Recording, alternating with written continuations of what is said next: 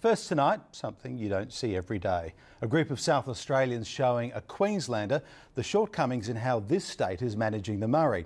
This week, a group of Lake Albert business people and farmers took Senator Barnaby Joyce on tour of the lower lakes. They say they're getting a better hearing from him than from the South Australian government. But Premier Weatherill insists it's all about not sending more water downstream.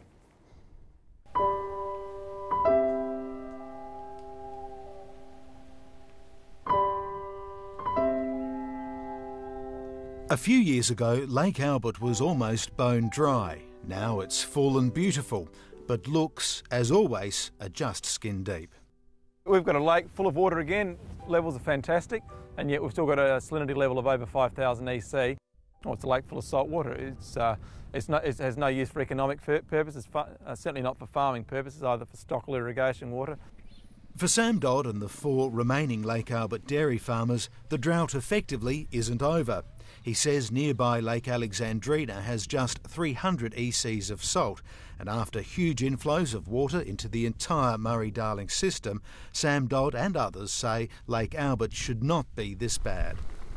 Oh, we've had 20,000 gigalitres in the last 2 years pass through the lakes past Wellington and through the barrages now at the Murray mouth, and yet simply we haven't had an improvement in this lake. To fix it, locals have put up a 5-point plan. Dredging the Narung Narrows, which is the only way for water into Lake Albert, removing the ferry causeway and the remains of the bund put in at the height of the drought. But what they want most is to directly connect Lake Albert to the Coorong to flush out the salt.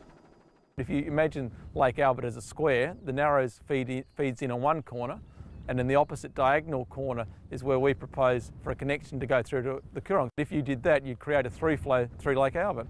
Water scientist Richard Kingsford says Lake Albert's predicament is a reflection of both local management, but also, crucially, the situation the state was left in during the drought by over-extractions upstream.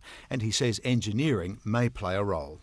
There's always merit in these ideas, particularly where you haven't got a lot of circulation, and really there's only one way in, one way out, and it's a very narrow way into Lake Albert. I guess my concerns are going to be the ones around, well, what are the consequences? Are you just shifting the problem elsewhere? Sam Dodd says the state government has dismissed the idea, but Premier Weatherill says that's not true. It will be investigated. This week, the lower lakes and Coorong saw an inundation of a different kind, state water ministers. But some Lake Albert farmers, business people and the state Liberals turned to an apparently unlikely source for support for their idea. G'day, how you going? The lakes have been described as a canary in the coal mine, a sign of the health of the entire system. Some might think that this is coal mine canaries cozying up to a cat. Barnaby Joyce has been seen as hostile to South Australian interests, and indeed Labor used the Queensland senator in the last election campaign. The state Liberals say Barnaby Joyce needs to show the same commitment to people here as those in the east. I think that's the key. That is the key to achieving a whole-of-basin plan which actually works. It's got to treat everybody equitably. I don't agree that it's us versus them, and if we start thinking like that, we're going to go nowhere.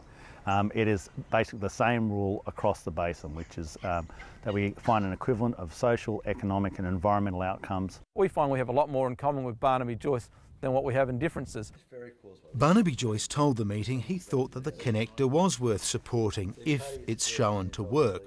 He wants the entire Murray-Darling Basin plan settled now under Labor, rather than having to deal with it if Tony Abbott wins the next election. I think Barnaby's belled the cat. He can't even trust Tony Abbott about the river. He's saying this needs to be dealt with under Labor. What is the federal coalition's position on this river? I suspect it's not a drop of extra water. The reason he's down here championing an engineering project is because that's all they want. In this whole Murray-Darling saga, South Australia has painted itself as careful, prudent and water-wise. On this tour, Barnaby Joyce was shown a different South Australia by South Australians. They say this is seawater pouring back into the lakes through an old-fashioned, unautomated gate on the barrages. There's always options and better ways of creating a more efficient situation, and that's simply what we're not doing down at the bottom end. But it is the still salty Lake Albert that's being used as an example of South Australia's failings to manage water well.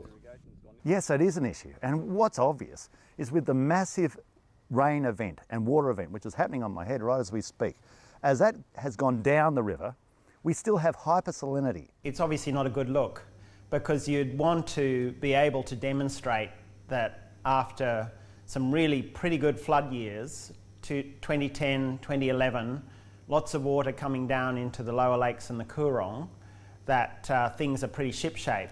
And that obviously hasn't occurred. The fact that they haven't yet recovered is no fault of the South Australian government. It's the fault of those upstream states that didn't let us have the amount of water that we needed. Politics, policy, personality and water. The mix grows murkier every day.